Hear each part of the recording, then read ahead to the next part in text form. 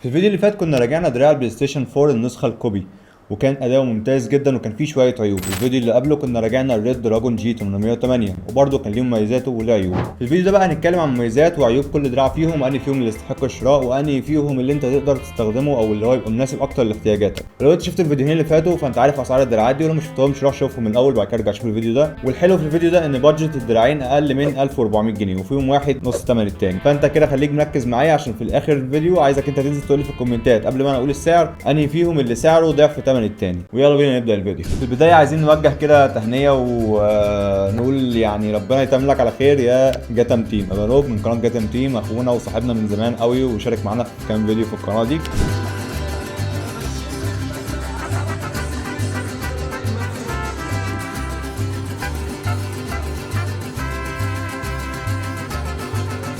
ونقول الف مبروك يا برو، وان شاء الله ربنا يتمم لك على خير ويرزقك بالذريه الصالحه ونشوفك في احسن حال باذن الله، وقريب ان شاء الله نشوفك رجعت لليوتيوب تاني.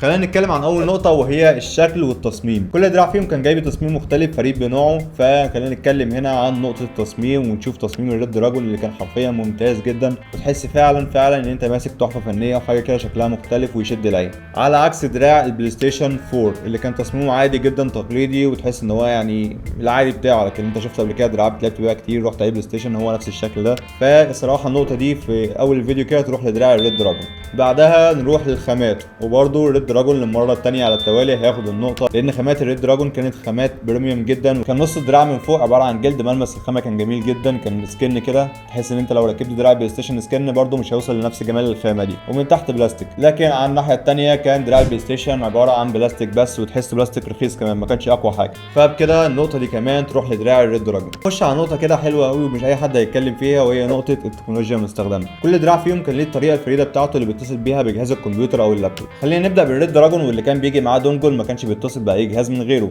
كان لازم تستخدم الدونجل ده في الكمبيوتر او اللابتوب عشان تقدر توصل الدراع. لكن كان في عيب قاتل جدا وعيب يعني مستفز جدا، لو انت شفت الفيديو بتاع المراجعه بتاعه هتعرفه اكتر بالتفصيل، بس خلينا نقول سريعا كده، وهو ان الدونجل كان بيفصل على مسافات معينه، ما كانش بياخد مسافه كبيره اللي هو يديك حقك في استخدام دراع وايرلس. لكن برضو كنا تغلبنا على العيب ده باننا قلنا تخلي الدونجل في مكان ظاهر للكمبيوتر، او لو هتوصله في اللابتوب يبقى في مدخل ظاهر للدراع، وكان الحل ده بيحل الموضوع بشكل مؤقت. لكن على الناحيه الثانيه دراع البلاي ستيشن 4 النسخه الكوبي ما كانش بيقابل المشكله دي اطلاقا، وكان الاتصال بتاعه ممتاز جدا على اللابتوب من المسافات الطويله كمان. لكن نقطه البلوتوث دي برضو ليها عيب، وهي ان مش اي جهاز هيقدر يتصل بالدراع ده.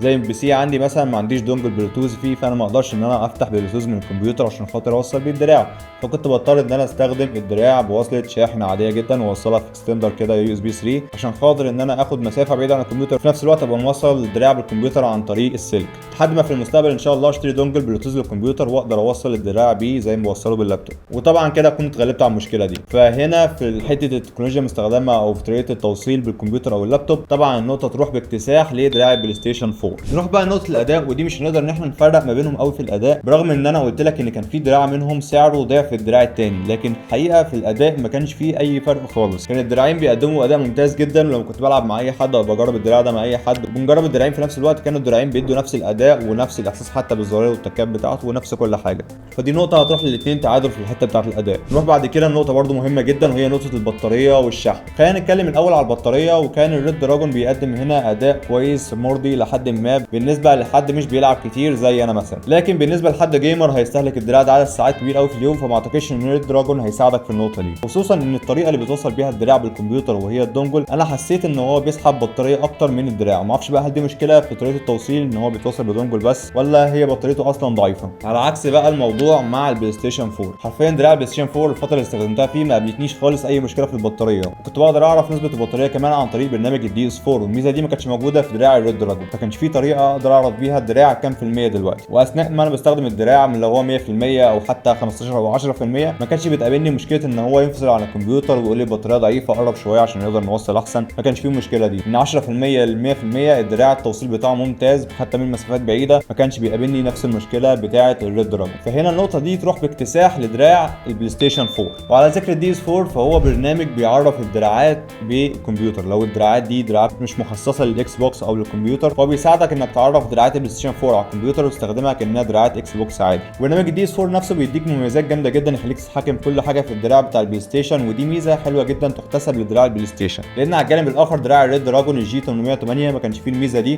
وكان يا دوبك انت بتشغل الدراع اتصل بالكمبيوتر شكرا انت هتلعب، ولو عايز تفصل هتفصل الدراع، لكن ما كانش فيه اي ميزات انك تتحكم مثلا في اللون اللي طالع من الدراع، ولا تعرف هو كام في المية، ولا توقف حتى الفيبريشن او تشغله. على عكس طبعا الموضوع ده في البلاي ستيشن 4 كنت قادر ان انا اتحكم في كل حاجه في الدراع عن طريق برنامج الدي اس 4. والدي اس 4 على قد ما هو ميزه جامده جدا وحاجه تحسب نقطه زياده لدراع البلاي ستيشن، لكن هو عيب برضو في حاجه واحده بس، وهي انك كل مره هتستخدم الدراع بتاع البلاي ستيشن لازم تتاكد ان انت فاتح برنامج الدي اس 4 لانه مش هيشتغل من غيره. على عكس طبعا دراع الريد دراجون اللي هو اول ما توصله بالكمبيوتر هيتعرف ان هو دراع اكس بوكس ومش هيحتاج اي تعريفات ولا هيقول لك ان احنا محتاجين برنامج عشان نشتغل. فهي على قد ما هي ميزه لدراع البلاي ستيشن 4 على قد ما هي عيب برضو انك محتاج تشغله كل مره تستخدم فيه الدراع. بس انا بصراحه مش شايف ان هو عيب قوي، يعني على قد المميزات اللي بيقدمها لك فانا عادي ممكن استحمل فكره ان انا اشغله كل مره استخدم فيها الدراع. لكن على الجانب الاخر دراع الريد دراجون برضو كان فيه عيب في موضوع الدونجل، وهي حاجه كده مش عارف موقف غريب اتكرر معايا كذا مره. بعد ما اوصل الدراع باللابتوب وبعد كده ابدا اشغل اللعبه عن طريق برنامج اسمه بلاي نايت تقريبا، بيحول شاشه اللابتوب بتاعك لشاشه شبه البلاي ستيشن، فانت تقدر تظهر الالعاب اللي عندك بشكل واجهه بلاي ستيشن كده وتستخدم اللابتوب بدراعات كانك فاتح بلاي ستيشن 4 او 5. وكانت هنا مشكله بعد ما افتح اللعبه عن طريق البرنامج ده بالدراع الاقي الدراع محتاج ان انا اروح اخلع الدونجل واركبه تاني عشان يبتدي يتحكم في اللعبه،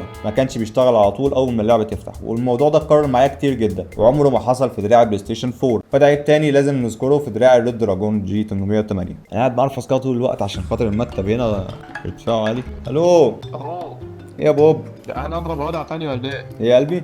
تاني صوتك بيقطع بتقول ايه؟ يا معلم دخيلك يا معلم. وين الفيديوهات والصور معلم؟ على الكمبيوتر يا معلم. اما تنجز يا معلم يا اسطى بصور فيديو يا عم والله من عليا ثانية. كده عشان معلم. ماشي يا عم ماشي يا عم والله. بقول لك ايه، انت عامة شكلك هتطلع في الفيديو عشان انا كنت بصور حالا وانت بتصور، فقول حاجة للمتابعين بقى، سلم على الناس بقى. السلام عليكم ورحمة الله وبركاته، اهلا بكم مع اخويا وصاحبي وشيء الجدع الجدع الجدع. اضرب نار صلاة خلاص وابعتهم ماشي. انا سامع طراطيش الكلام كده بتقول ايه؟ بقول لك صوتك عمال يقطع جامد، انت فين يا؟ من فيتو يلا انت حبيت القعدة ولا ايه؟ يكتب حد يكره طبعا. ابعت ريكورد طيب. يلا البوب يا جدعان. ناقص حاجه واحده بس في دراع البلاي ستيشن 4 وهي الحبشتكنات بقى بتاعته، عباره عن تاتش باد اضافي بيجي في الدراع طبعا ما بيجيش في دراع الريد دراجون، وفي نفس الوقت مدخل 3.5 مللي اي او اكس لو انت مثلا في بره البيت وعايز تلعب وفي نفس الوقت معكش سماعات ايربودز وعايز توصل سماعه معاك سلك في الدراع نفسه عشان ما تبقاش متحكم في مثلا طول سماعه سلك من اللابتوب او البي سي بتاعك، فانت تقدر توصل السماعه في الدراع نفسه وتشتغل وتلعب يا باشا بدون ما تضايق اللي حواليك ولا الصوت اللي حواليك يضايقك. فدي كانت ميزه حلوه جدا طبعا مع ميزه التاتش باد اللي كنت بستخدمها وانا قاعد على الكنبه مثلا بعيد عن الكمبيوتر ومحتاج ان اغير بالالعاب او افتح جوجل افتح يوتيوب اعمل اي حاجه، فكانت ميزه جميله جدا كانك معاك ماوس وايرلس اضافي. بس ولحد هنا اتوقع ان انت قدرت تخمن انهي دراع فيهم اللي سعره كان ضعف ثمن التاني، فانا قبل ما اقول اي حاجه اديك كده 5 ثواني تنزل تشترك في القناه وتفعل زر الجرس، لايك كومنت تقول لي فيه انهي دراع اللي انت متوقع ان سعره هو ضعف سعر الدراع التاني. ها خلصت ولا ايه؟ كتبت؟